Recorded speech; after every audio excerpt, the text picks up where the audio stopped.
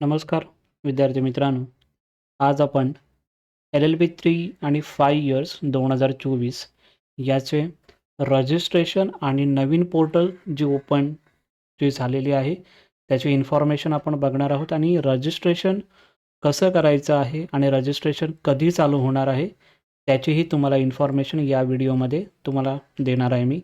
पूर्ण व्हिडिओ पहा जेणेकरून सर्व डाऊट्स तुमचे क्लिअर होतील. ठीक आहे. त्या अगोदर तुम्ही जर चॅनलला नवीन असाल तर चॅनल सबस्क्राईब करा जेणेकरून CET रिलेटेड जे काही क्वेश्चन असतील, जे काही प्रॉब्लेम्स असतील, जे काही डाऊट्स असतील ते तुम्हाला या व्हिडिओमधून या चॅनल थ्रू तुम्हाला सॉल्व्ह होऊन जातील. ठीक आहे. जसं की आपण CETची वेबसाईट ओपन केलेली आहे आणि असा इंटरफेस आता आपल्याला दिसत आहे. नवीन इंटरफेस आहे. CETसाठी जर आपण बघितलं तर नवीन पोर्शन चालू आहे. कॅप जर आपण बघितलं कॅप प्रोसेससाठी त्याच्यासाठी नवीन प्रोसिजर आहे यामध्ये.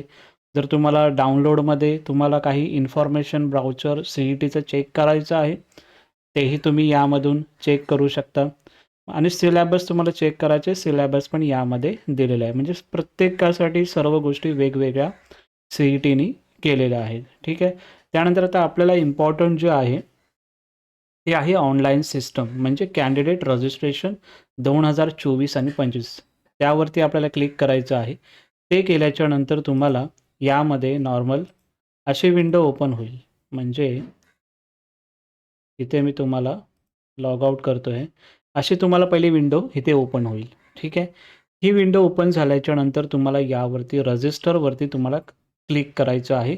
जे नवीन युजर आहेत जे नवीन अप्लाय करणार आहेत किंवा ओल्ड स्टुडंट पण असतील त्यांनी इथे रजिस्टरला क्लिक करायचं आहे.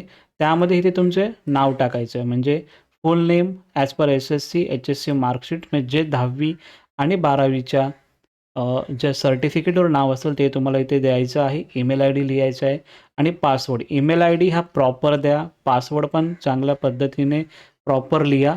बिकॉज तोच तुमचा CETसाठी नंतरला तुमचा लास्ट तोच असणार आहे ईमेल ID आणि पासवर्ड.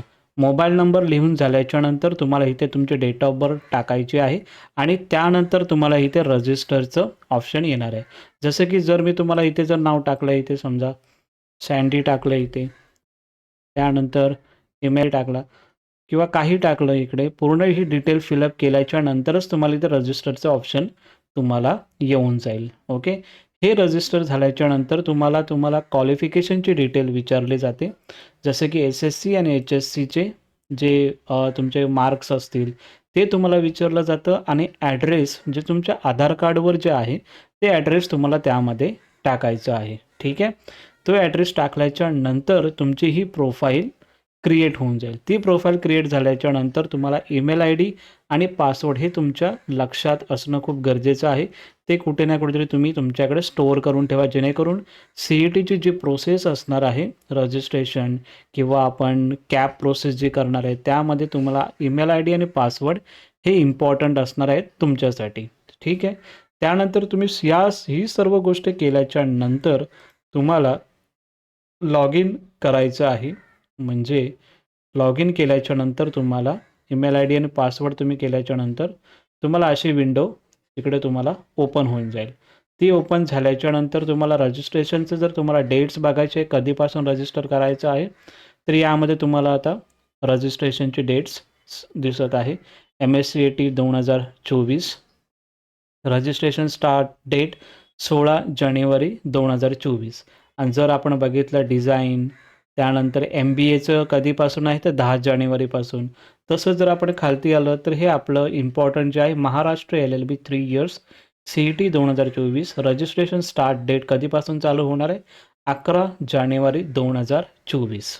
LLB 3 इयरची जे डेट आहे उद्यापासून हे रजिस्ट्रेशन चालू होणार आहे आणि LLB 5 इयर्ससाठी जर आपण बघितलं तर 18 जानेवारी 2024 पासून म्हणजे 18 तारखेपासून हे रजिस्ट्रेशन चालू होणार आहे. Again I am repeat LLB 3 years जे आहे ते तुमचं 11 जानेवारी म्हणजे उद्यापासून चालू होणार आहे आणि LLB 5 इयर्स यांचं जे रजिस्ट्रेशन आहे 18 जानेवारीपासून चालू होणार आहे आणि BA आणि BEd जे इंटिग्रेटेड कोर्स आहे त्यांचं जे रजिस्ट्रेशन आहे 12 जानेवारी 2024 पासून चालू होणार आहे. तर ही डिटेल आहे रजिस्ट्रेशन आपलं LLB 3 इयर्स जे आहे ते उद्यापासून चालू होणार आहे आणि LLB 5 इयर्स हे 18 तारखेपासून चालू होणार. तर अशा पद्धतीने तुम्हाला पहिलं रजिस्टर करायचं आहे. त्यानंतर मग तुम्हाला प्रोफाईलमध्ये लॉग इन करून ईमेल ID तुमचं लॉग इन ID असेल आणि पासवर्ड जो तुम्ही सेट करणार आहात तो तुम्हाला लॉग इन करून तुम्हाला ही अशी विंडो ओपन होऊन जाईल. त्यानंतर मग तुम्हाला हे जे सर्व गोष्टी दिलेल्या आहेत, हॉल तिकीट, स्कोअर कार्ड, त्यानंतर प्रोफाईल, हे सर्व गोष्टी तुम्हाला यामध्ये दिसणार आहेत. ओके. तर अशा पद्धतीने आता नवीन ही विंडो आता ओपन झालेली आहे. नवीन पोर्टल हे चालू केलेलं आहे. तर त्या बाबतीत नवीन जे अपडेट असेल ते तुम्हाला नक्की यामधून देत जाईन मी आणि रजिस्ट्रेशन कसं करायचं आहे त्याची स्टेप बाय स्टेप तुम्हाला व्हिडिओ मी नक्की चॅनलला अपलोड करून टाकेन. ठीक आहे. Thank you so much. तुम्हाला जर हा व्हिडिओ इन्फॉर्मेटिव्ह वाटला असेल तर नक्की चॅनलला लाईक, शेअर आणि सबस्क्राईब करा आणि तुमच्या फ्रेंड्सना पण शेअर करा. Thank you so much.